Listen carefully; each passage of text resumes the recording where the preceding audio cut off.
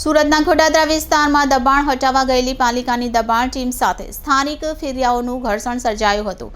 અધિકારીઓ સાથે થયેલા ઘર્ષણ બાદ પોલીસ બંદોબસ્ત ગોઠવી દબાણ દૂર કર્યા હતા। ગોડાદરા આસપાસ સિનેમા લાઇન રોડ પર રહેલા દબાણો દૂર કરવા ગયેલી મહાનગરપાલિકાની દબાણ ટીમ સાથે માથાભારે ફેરિયાઓનું ઘર્ષણ સર્જાયું હતું। ફેરિયાઓ અને પાલિકાના કર્મચારીઓ વચ્ચે રેસરની ઝપાઝપી અને ઘર્ષણ જોવા મળ્યું હતું।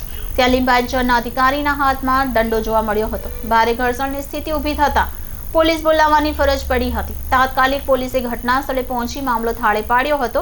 ગતરોજ પાલિકાની ટીમ દબાણ હટાવવા ગઈ હતી। પાલિકાના સૂત્રોએ જણાવ્યું કે ગોડાદરાના સુપર સિનેમા રોડ 0 દબાણ રૂટમાં હોવાથી લિંબાયત ઝોન દ્વારા સોમવારે સાંજે ડ્રાઈવ શરૂ કરાઈ હતી।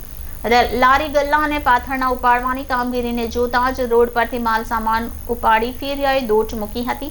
જો કે પાલિકાના દબાણ વિભાગના કર્મીઓએ એક પછી એક લારી ગલ્લા અને પાથરણા ઉપાડવાની પ્રક્રિયા શરૂ કરી હતી।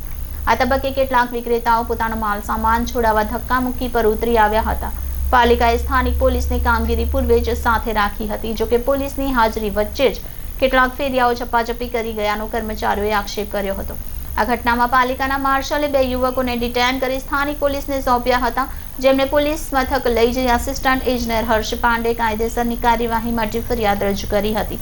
મોડી સાંજ સુધી પોલીસ સ્ટેશન પર FIR માટે કાર્યવાહી ચાલી રહી હોવાનું સૂત્રોએ ઉમેર્યું હતું।